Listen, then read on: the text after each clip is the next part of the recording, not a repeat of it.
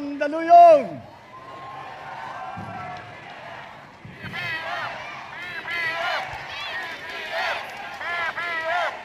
Alam niyo po, alalang-alala ko po itong lugar na ito.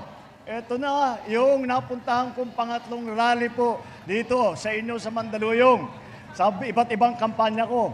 At lahat ng kinampanya ko rito sa Mandaluyong, panalo po tayo. Maraming salamat po.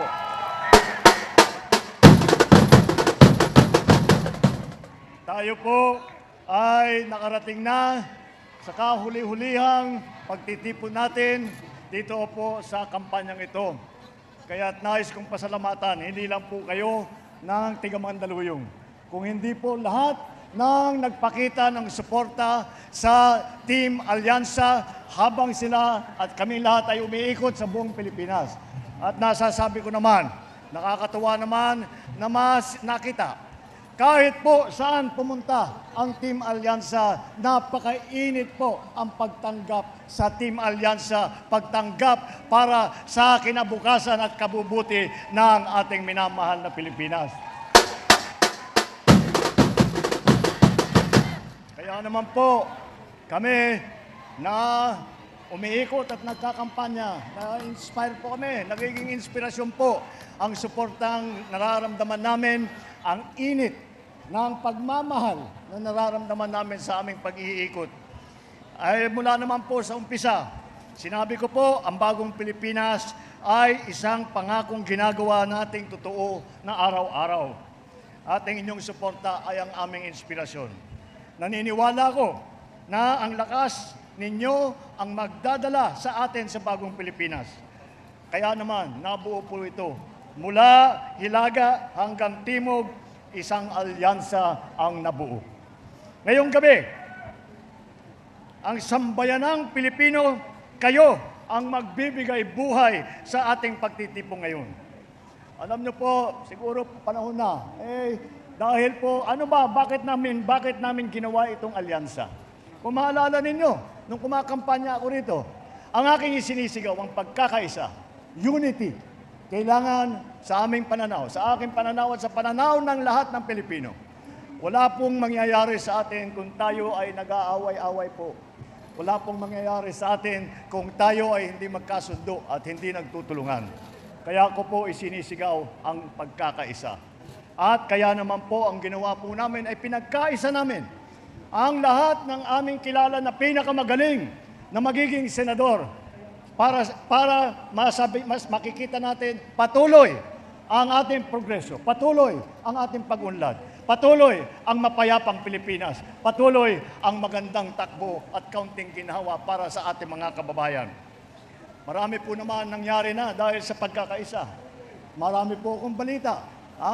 Marami po akong magandang maibabalita sa inyo. Sa mga nangyayari sa nakaraang 2 taon, 3 taon halos, mula nung tayo ay umupo noong July 2022. Ngayon po, ang ekonomiya ng Pilipinas ay kinikilala sa buong mundo, isa sa pinakamabilis ang paglaki at pag-unlad ng ekonomiya sa buong mundo. Yan ang pagkakilala ngayon ng Pilipinas.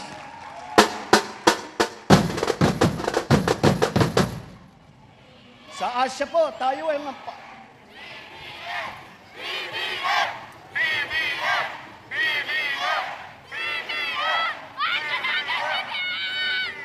Kaya po, tayo ay kinikilala ngayon na maganda ang takbo ng ekonomiya.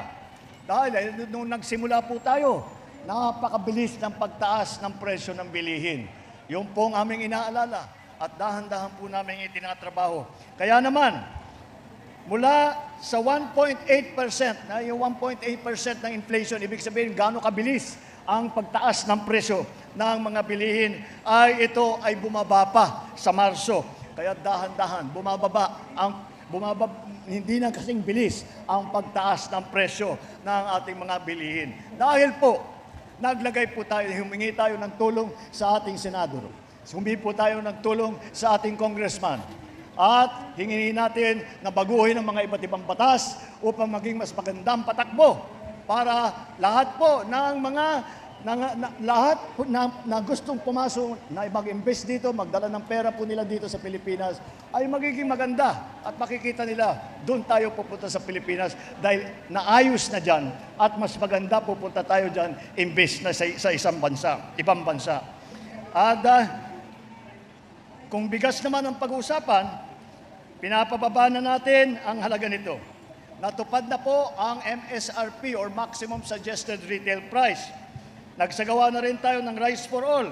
Makakabili ng bigas sa halagang 33 pesos hanggang 43 pesos kada kilo sa mga kadiwa. Ngunit, pagkatapos ng eleksyon, dahil pinagbawal po kami na ilabas po itong programa na ito, dahil po baka gamitin sa kampanya. Kaya ang ginawa namin, pinaubaya muna namin sa COMELEC yung kanilang desisyon. At sa Martes, pagkatapos ng halalan, sisimulaan na po natin, magbibigay tayo ng bigas na 20 pesos kada kilo sa piling kadiwa site. Ang mga benepisyo ng 4P, mga senior citizen, mga PWD, mga solo parent, sa tulong ng mga LGU, umpisan po natin sa Visayas to at ikakalat po natin ito sa buong Pilipinas.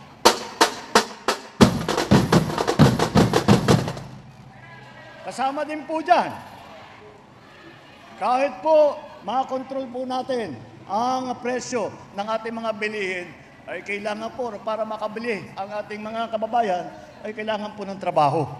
Kaya isa pang magandang balita. Sa buong taon ng 2024, naitala natin na ang unemployment rate, ito yung bilang ng mga Pilipino na hindi makahanap ng trabaho. Ang bilang ay bumaba hanggang 3.8%. Ibig sabihin, ito ang pinakamababang bilang ng Pilipino na walang trabaho sa nakaraang 20 taon. Naaayos na rin po natin yung pagbigay ng trabaho. Patuloy po tayo pagbibigay ng mga pagkakataon para sa ating mga kababayan. Mula Hulyo 2022 hanggang sa katapusan ng 2024, nakapagsagawa tayo ng higit 4,000 job fair at sa iba't ibang sulok sa bansa. Hindi lang po dito sa Maynila, hindi lang po sa malalaking lungsod, kung hindi po kung saan-saan lahat po ipinagkalat natin. Binibigyan po natin ng pagkakataon ang ating mga 4Ps, ang ating mga benepisyaryo upang sila ay makabangon muli. Patuloy po tayo nagbibigay ng pagkakataon para sa ating mga kababayan. Ito po ay dinadaan po natin sa job fair.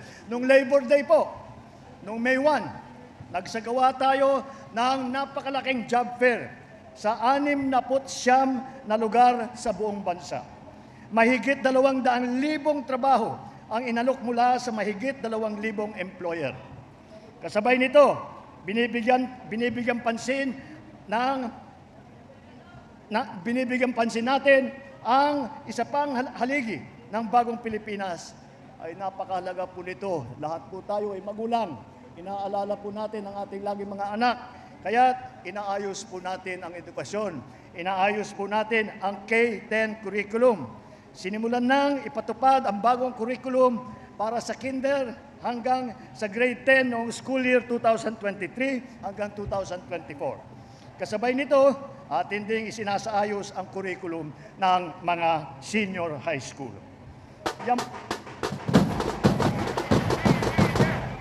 Bilang suporta sa ating kabataan at sa ating mga manggagawa para sila po ay marunong at kaya nilang makipagkompetensya, hindi lamang dito sa labor market po dito sa Pilipinas, kundi sa buong mundo. Kaya sumisikat po ang Pilyas. So ang mga Pilipino, dahil napakagaling talaga ng Pinoy. Pero kailangan pa rin natin tulungan.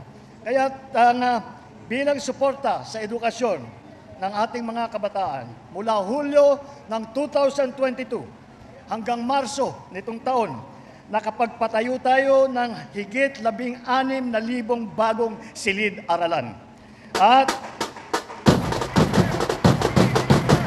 yan po ay proyekto ng DepEd, yan proyekto po ng pamahalaan.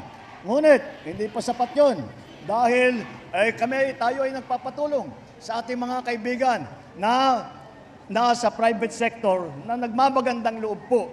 At dahil sa aming pagkooperasyon at sa tulong nila, Layunin natin makapagpatayo ng 15,000 silid-aralan. Ito ay may kuryente, may internet at kumpleto ang kagamitan.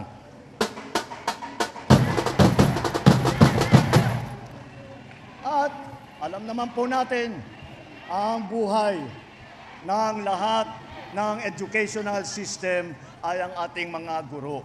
Kaya tinitiyak natin na ang guro natin ay nakakatanggap sila sa lahat ng kanilang benepisyo. Kahit yung dati, yung sweldo, napapautang ang ating mga guro dahil hindi dumadating ng tamang panahon ng kanilang sweldo. May mga pamilya po yan. Kaya ang ginawa natin, tiniyak namin, hindi na magiging problema yan. Isa pang naging problema dati, ang mga teacher hindi na makapagturo dahil kailangan maging principal, kailangan maging accountant, kailangan maging kung ano-ano na administrative. Tinanggal na po natin sa kanila ang katungkulan na yon para wala silang iniisip kung hindi turuan ang ating mga kabataan na maging magaling, maging masipag at maging mabuti. Binibigyan sila ng mas maayos na benepisyo, mas malinaw na career path at mas mahabang pahinga. Tulad ng bagong pinapatupad na 30 araw na uninterrupted summer break para naman ang ating mga guro na napakasipag na po ay mabigyan naman ng kaunting bakasyon para makapagpahinga at para magpalakas muli para sa susunod na school year. Hindi po natin kinakalimutan ang kalusugan ng ating mga mamamayan. Ngayon taon, mas pinalaki po natin ang saklaw ng mga benepisyo sa PhilHealth. Ang gamutan para sa pneumonia, sa operasyon na cesarean, sa breast cancer, sa dialysis, dengue, asthma at iba pa. Mas malaki na po ang kokobera ng PhilHealth kesa sa dati. Serbisyo rin ang ating ipapalit sa ating mga kababayan. Hindi na ninyo kailangan magpunta sa mga malalaking ospital na kalayo-layo upang magpatingin at magpalaboratory. Sa mga lamang binuksan na tawag na bukas centers, libre na po ang check-up, libre na ang test. Sa ngayon, may 51 bukas centers na sa buong bansa. Maaari kayong pumunta ron po, magpa-check-up, magpa-x-ray, magpa-ultrasound, at marami pang ibang serbisyo. Sa NCR, meron na po tayong tinayo na 4 na bukas center. At kung pag-ausapan naman natin ang ibang bagay, hindi lamang tungkol dito sa ating kababayan, kung hindi ang seguridad ng ating bansa. Kung pag-uusapan natin ang pagtanggol sa ating karapatan, hayaan ninyong sabihin ko ito ng buong buo. Kailanman hindi tayo uurong sa pagtatanggol sa teritoryo ng Pilipinas.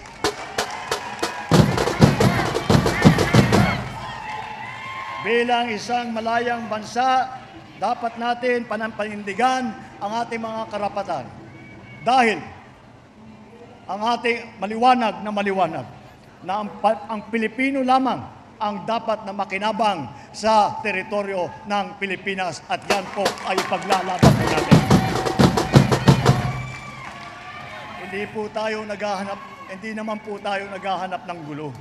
Tayo naman ay sumumpa po tayo, kami lahat ng opisyal, na ipagtatanggol namin ang konstitusyon ng Pilipinas, ipagtatanggol namin ang teritoryo ng Pilipinas, ang soberenya ng Pilipinas, ang karapatan ng Pilipino. Kaya po, kahit ano pang mangyari, hindi po namin titigilan na ipagtanggol ang Pilipinas. Kahit kasino man, napakalaking dayuhan, napakalakas ang puwersa, hindi po, ang Pinoy po hindi umaatras, hindi po tayo aatras. Kaya po, sa puntong ito po ay kailangan po ipaliwanag bakit ko po pinag-iisa-isa lahat itong mga programa at saka proyekto na ito. Para po makita po ninyo, alam nyo po, ang national government, ito po mga programa po namin. Ngunit, hindi po namin magagawa yan kung hindi namin kasama at hindi tumutulong sa atin. Unang-una, mga LGU, mga local government, yung mga mayor, hanggang sa barangay captain. Kailangan magkasama talaga. Kailangan ulit nagkakaisa. Pero, doon sa malalaking bagay, na kailangan palitan ng sistema ng pamahalaan, kailangan palitan ng batas, kanino tayo tatakbo? tatakbo tayo sa mga legislator, tatakbo po tayo sa mga senador natin.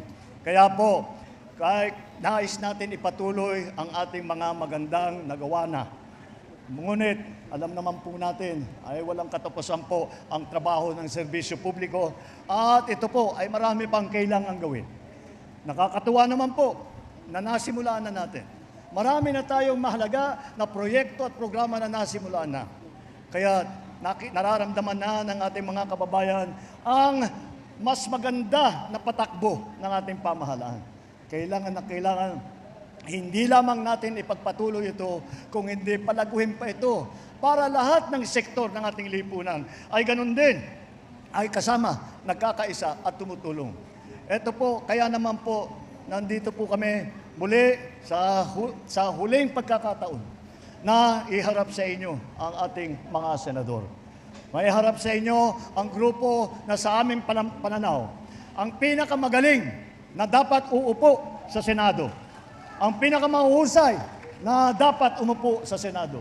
Ang pinaka-nagmamahal sa bansa at sa taong bayan na dapat umupo sa Senado. Dahil kung titignan naman po, kilala naman po ninyo sila. Wala naman po rito na sinasabing baguhan. Lahat po. Narinig nyo po ang kanilang nagsalita na po sila. Narinig nyo na po ang kanilang mga hangarin para sa ating mahal na Pilipinas. Ang kanilang nagawa na sa nakaraan. Ang kanilang nais gawin para pagandahin pa ang Pilipinas.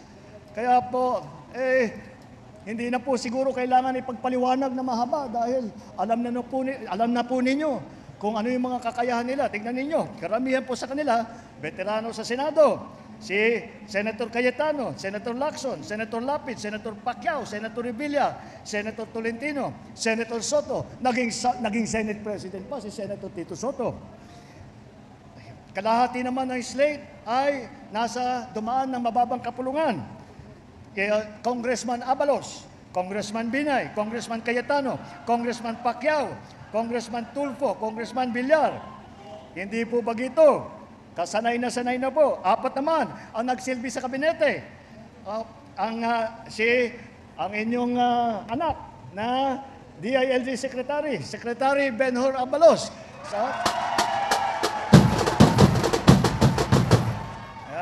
Linagay po natin. Dahil alam naman po natin talagang siya ay nakakaunawa sa mga issue ng local government.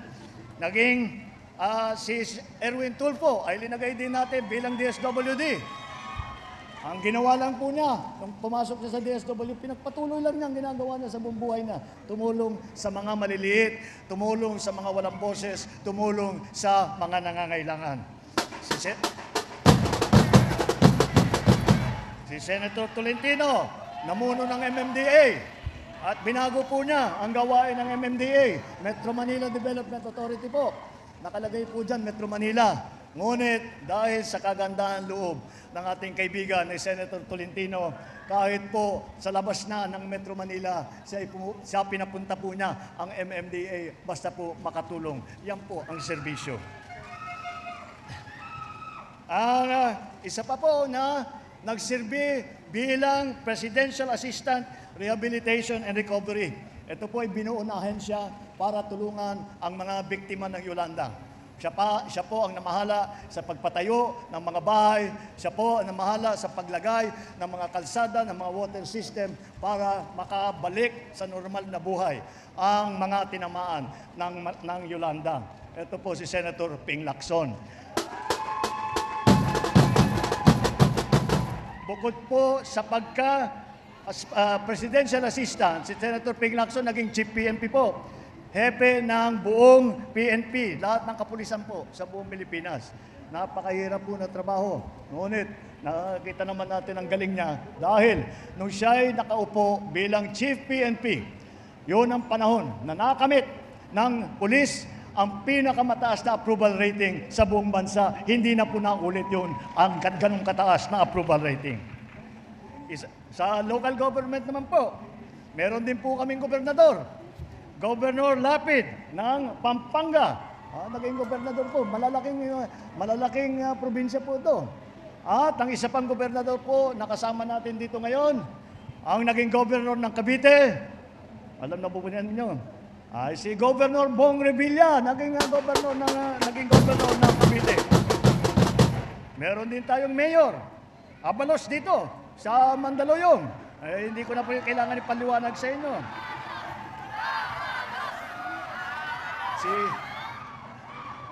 Si Senator Tolentino. Senator Tolentino naging city mayor po yan. City mayor naman po ng Tagaytay. At ang mayor ng pinakamayaman na lungsod dito sa Pilipinas. Malapit lang sa atin yan. Dito, ang pinakamayaman na lungsod sa buong Pilipinas ay ang Makati City. Ang mayor po, Mayor Abby Binay. Kami po na nasa local government doon, kinaiinggitan po namin ang Makati. Sabi namin, Makati napakalaki ng kanilang nakukolekta na buwis dahil malalaking korporasyon, nandun lahat. Malalaking negosyo, nandun lahat. Sabi ko, siguro, swerte ng mayor, marami siyang pera, wala siyang problema.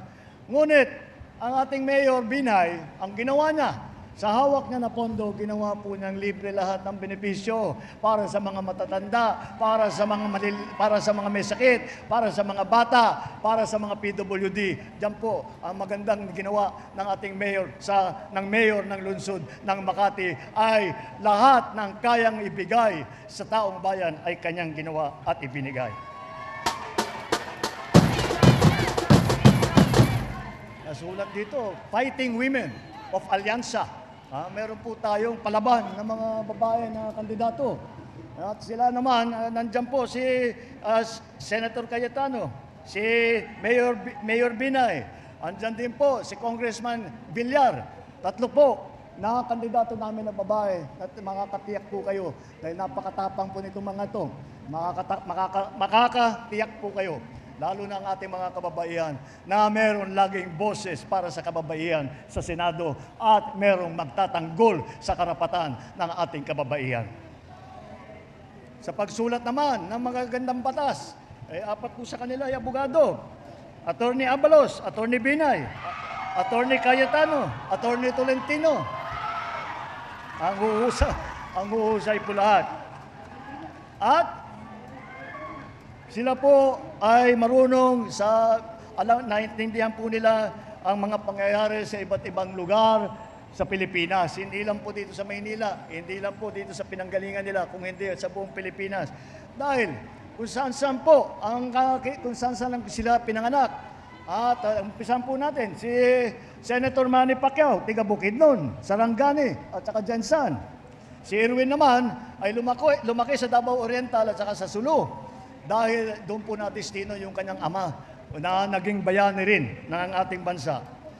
Ang unang Vicente Soto, baka hindi nyo po alam, ang unang Vicente Soto ay ang unang senador na Soto. At siya po ay galing naman sa Cebu. Kaya makita mo po ninyo, si Camille Villar naman, ang kanyang mga ninuno ay galing po sa Iloilo. Mga kababayan, palagay ko naman sa aming pag-iikot, sa aming pagsasalita, sa kanilang pagpapaliwanag, sa kanilang mga hangarin at pinapangarap para sa ating bansa, alam nyo na po na ang tinutunguan ng alyansa, ang kapayapaan, ang maging ligtas ang ating mga kababayan na magkaroon ng katarungan dito sa Pilipinas.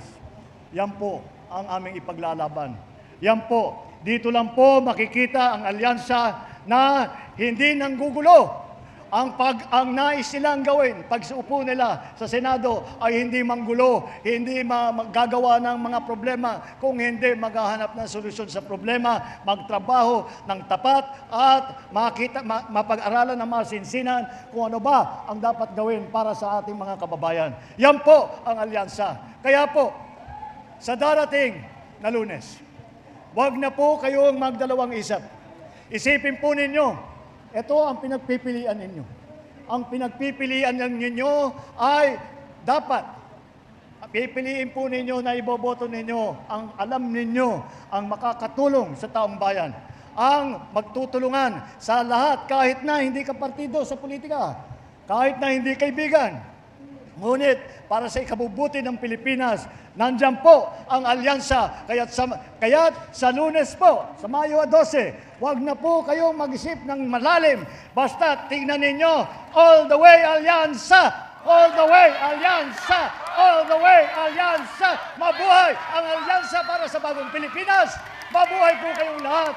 Mabuhay ang bagong Pilipinas! Ang Pangulo ng Republika ng Pilipinas, Ferdinand R. Marcos Jr. Isang masigabong palakpakan para sa alyansa para sa bagong Pilipinas! Sama-sama natin abutin, pinaglaban tayo nabitin. Ang ating tagumpay, tagumpay ng ating lahi, tagumpay ng ating lipi, at ang ating bibigay at inaanay. Tagumpay natin lahat.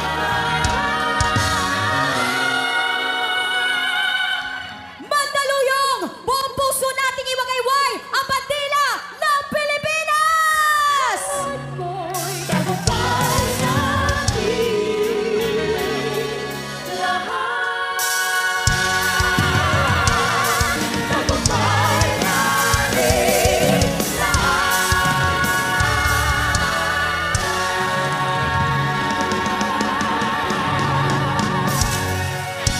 Mabuhay ang alyansa para sa bagong Pilipinas! Whoa!